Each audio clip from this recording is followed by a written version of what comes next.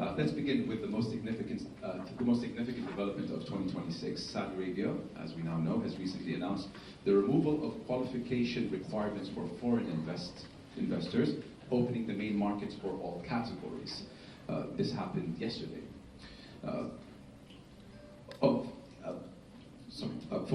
From the CMA's perspective, what does this decision signal about maturity? What does it signal about the future direction of the Saudi capital market at this stage of its development? And maybe more importantly, why now? Well, thank you for the question. I mean, it's the news of the hour.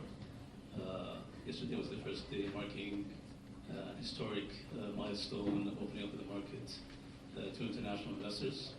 That reflects actually the confidence in the infrastructure and the regulatory framework, transparency of the Saudi market. The CMA has been working on this for the last, let me just step back a minute and talk about the history of the Saudi market. The capital market or the regulations used to be a part of the department in SAMA, Central Bank, back in 2003. Then the CMA was formed. So you can see there's not a lot of history in the CMA itself in terms of history, in terms of building up the market with other prospects.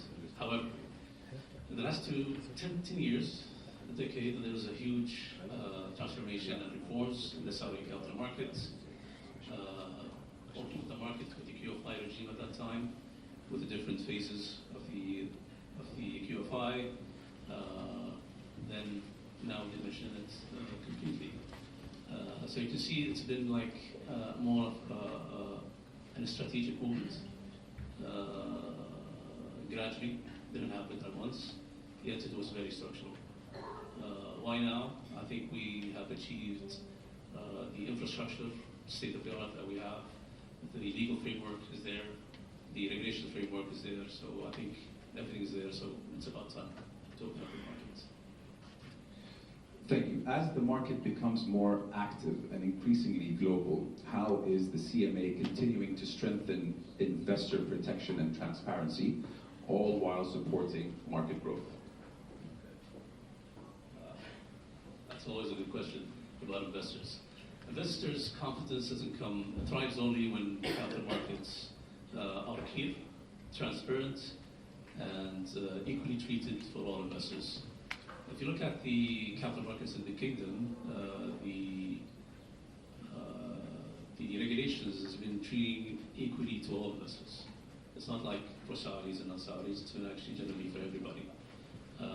Now that's been achieved, we have a state of arts in terms of surveillance systems. We have actually a strategic partnership with NASDAQ on the surveillance itself.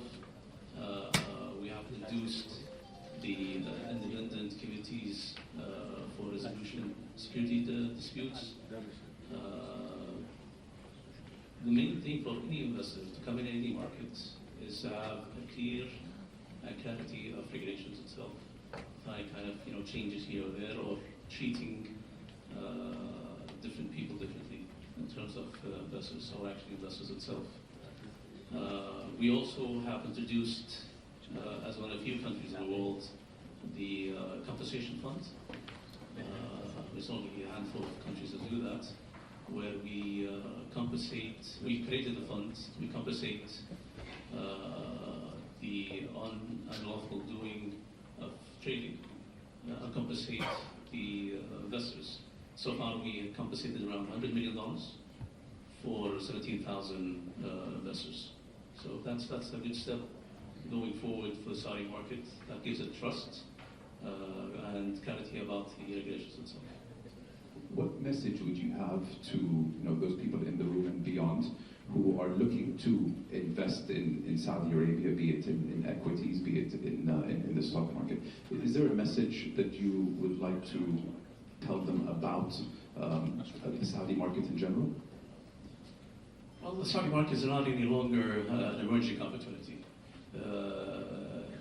It's an open market, connected globally, with a big scale, resilience. We come a long way. mean, a decade ago, that this market was totally closed. And now look at it. We have over 300 billion of assets under management. We're actually ranked number 2 globally in terms of VCs. Became second after Singapore, with transactions of over 260 transactions, and amounting around 1.8 billion. And that, by the way, that market 5 years ago didn't even exist. So you can see there's a big transformation going on in the kingdom itself. In 2005, we had only 8 financial institutions working in the market. 2015, there were 88. Today, we have 215, with a pipeline of over 50 financial institutions waiting to get their license to work in the Saudi capital markets. The debt market has increased in the last decade from 0 to over 2 billion Saudi riyal, 2 trillion Saudi riyal. What else I can mention?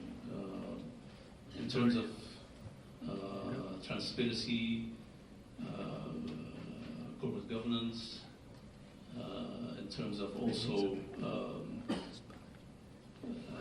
actually these main 2, I would say we're ranked in the top 5, according to the major global entities. So overall, we're more of actually in a developed market in terms of regulations and infrastructure. We're just waiting for the flows to come in to make it actually more depth in terms of transactions, in terms of liquidity. And one of the things actually probably everybody knows about that we've been talking about, it was actually a big news 3-4 months ago, is the FOL. Everybody was talking and asking me about FOL. My colleagues at the Dow this morning was asking me if you can just throw in an interview with Bloomberg and do that. So FOL is under review at the CMA. Bear in mind that this is not only a CMA decision alone, that there's other stakeholders to be there to take the decision. But we're committed to make it happen, and hopefully it's going to be happening this year.